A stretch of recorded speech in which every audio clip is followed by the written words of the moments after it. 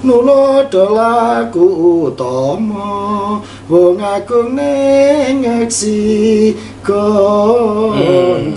Nah, perwujudan Indonesia ini cara pengelolaannya Mbok coba dikelola dengan cara santri. Ya. Di dalam pembangunan kita ini ada menyebut soal keberkahan nggak?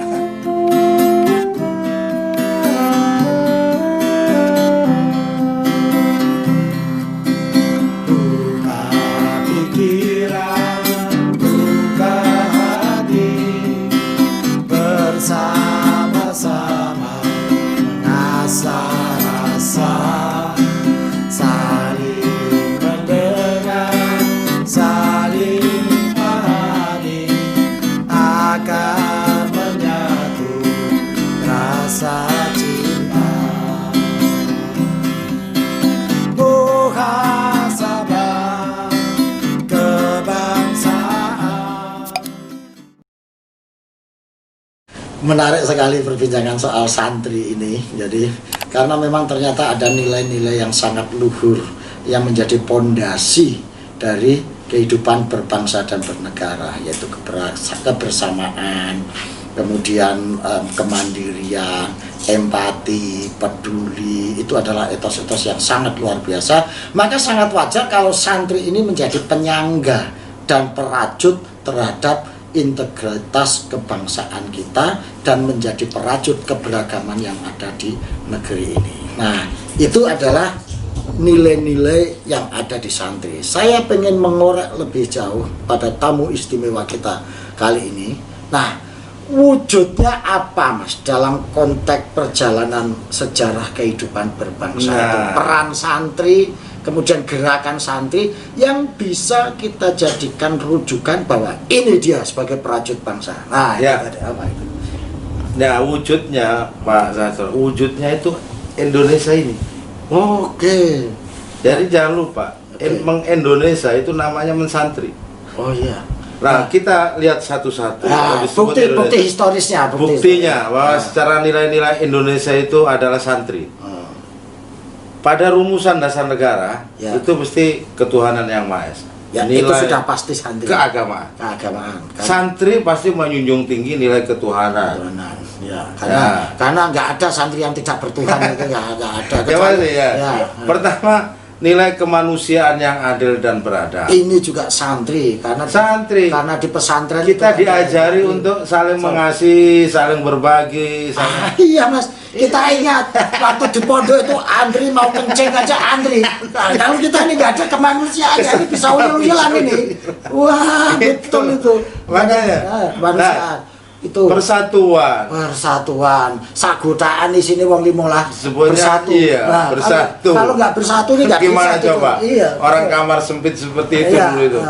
ini Kalau nggak persatuan. ada rasa Iya, untuk bersatu betul, di situ nggak mungkin iya. hidup di dalam kamar yang Kalau jumlahnya- konflik dia mesti nggak kerasan, dia nggak betah dia di situ. Ya, betul. Ya. Ya. Permusyawaratan. Musyawarah.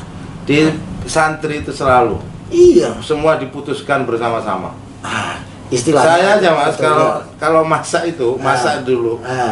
Itu berapa orang grupnya? 5. Berasnya satu taker. Oh, iya. Tadi jadiin satu. Oke. Ah. Terus urunan. Nah, kita beli apa ini? Ah.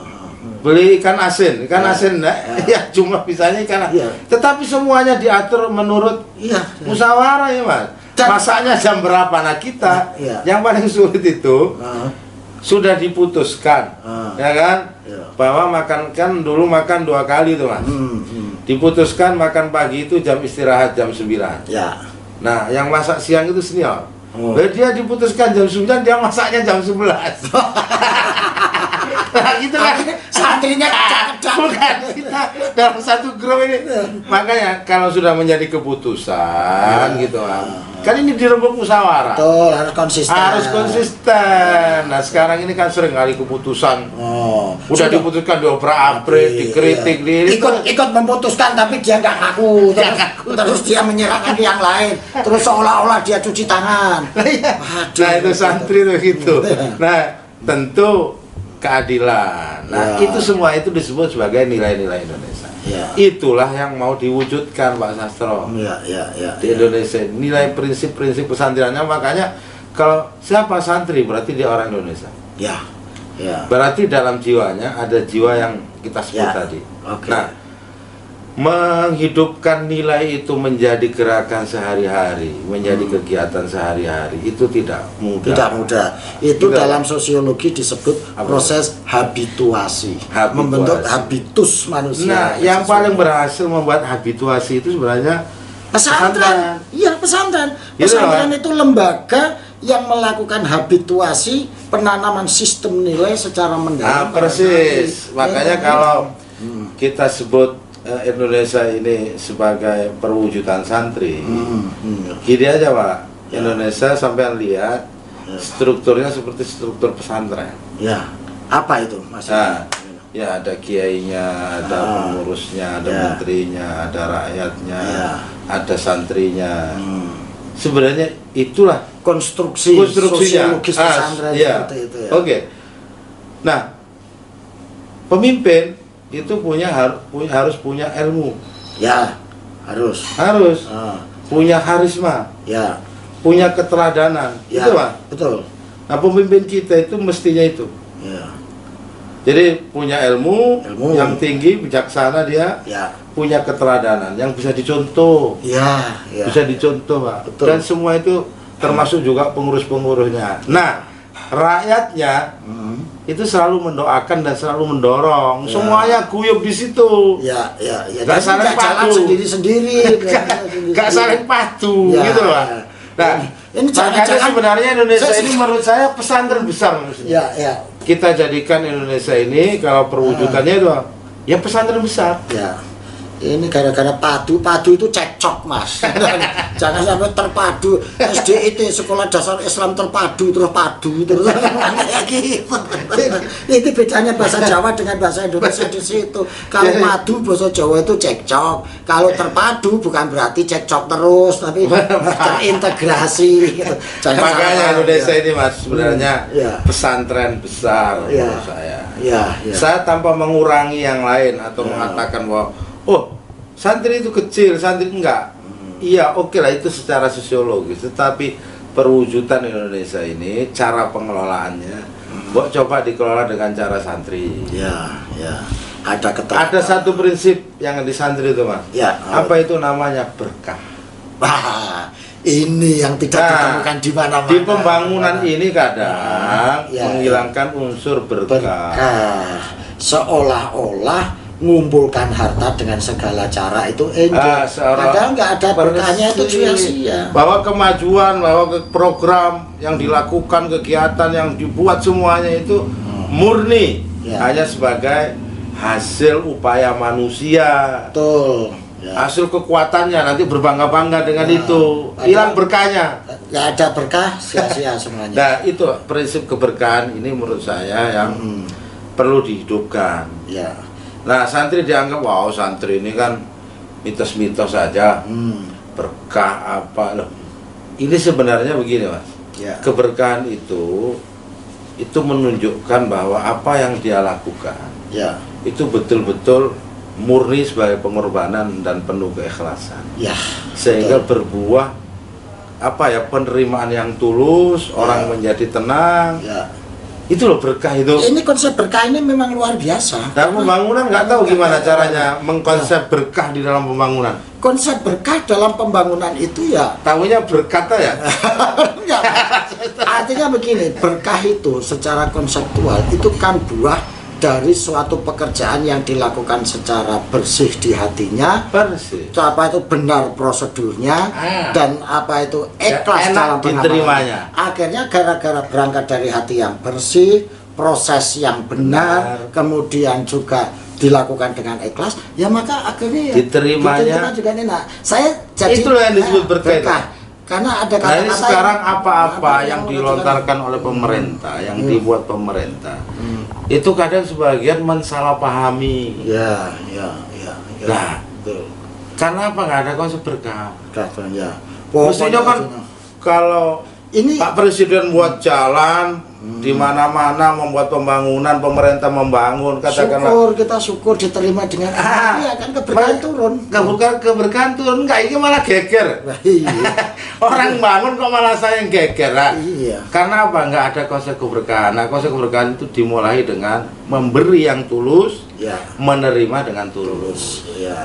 Kalau nggak ada itu nggak bisa berkah. Jadi Susah. pemerintah membangun dengan baik, rakyat juga mendukung dan menerima dengan baik. Oh, salah tompo. Nah, ini Mas, santri ngono Mas. Iya, betul. Nah, keberkahan coba sekarang sampean atau pikirkan, teman-teman pikirkan. Iya. Di dalam pembangunan kita ini ada menyebut soal keberkahan nggak? Ya, Seperti di itu malah dianggap mitos, padahal itu sebetulnya bukan mitos, itu spirit sebetulnya. Nah. Spirit yang harus ditanamkan, karena berkah ini yang saya katakan itu tadi, buah dari keikhlasan, buah dari kejujuran, buah dari prosedur dan sistem menjalankan yang benar. persis Itu. ya, ujungnya keberkahan itu ingin yang baik itu selalu bertambah baik. Ya, Itu keberkahan. ya. Dan cukup. Iya, cukup. Sedikit tapi cukup. Cukup. Banyak tapi nggak cukup, itu nggak berkah namanya. Iya, makanya akhirnya karena sudah banyak masih merasa nggak cukup, akhirnya rakus karena nggak ada berkah. Dan kalau semakin begitu semakin jauh berkah hilang, gitu ya. Makanya, iya betul Pak. Makanya saya pernah membaca buku nih Pak Astro ya. Ya. Salah satu pemikir politik Islam namanya Al-Mawardi. Oh, Menurut ya. nasihat, menulis buku namanya Nasihat untuk Para Raja. Nasihatul Muluk. Ya, sampean tahu kan? Karena Iya. sampean kan muhasabah kebangsaan Ya. kita. Karena pada ujungnya itu kita harus selalu bermuhasabah. Betul. Tidak hanya pada diri kita tapi pada bangsa ini. Persis. Kalau tidak ada muhasabah saling menyalahkan terus, Pak. Itu akhirnya nggak berkah. Nah, menurut beliau, Ya. pemimpin yang harus dicari adalah pemimpin yang paling besar rasa syukurnya. Wah, ini luar biasa. Persis itu. Betul, ya. Itu satu. Oke. Yang kedua, orang yang paling hak untuk menerima nasihat itu adalah pemimpin. Nah, dua hal ini. Jadi kalau menjadi pemimpin, mestinya jiwanya itu sudah tenang, Mas. Mutmainnah. Gak kemerungsung. Menep kalau bahasa Jawanya menep harus sudah mengendap. Menep. Ya. Karena apa, rasa syukurnya luar biasa. Sudah diberi amanat untuk memperbaiki keadaan. Lo kok malah ngolek sengkaka.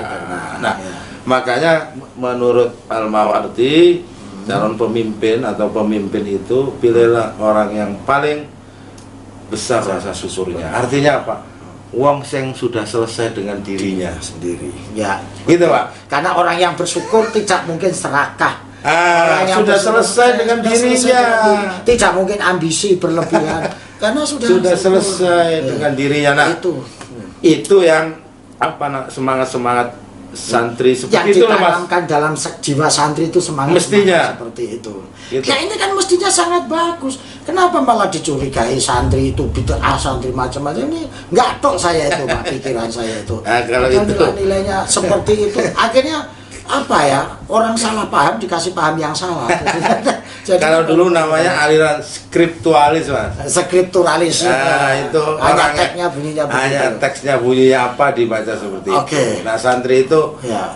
tidak skriptualis, Ya. santri, karena ada budaya dialog. Oke, apakah ini cara pandang? Karena cara pandang, karena nilai, karena tradisi yang seperti itu, sehingga santri ini menerima Pancasila dan NKRI.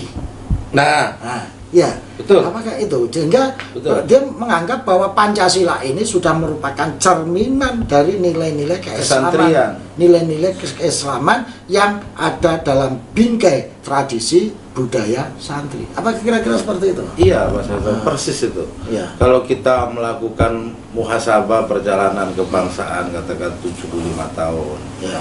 Nah, ini kita by nilai-nilai yang dianut, dipakai. Ya. Itu selaras, tidak ada yang bertabrakan dengan nilai-nilai kesantrian. Ya. Nah, sekarang masalahnya mewujudkan nilai-nilai itu Ya.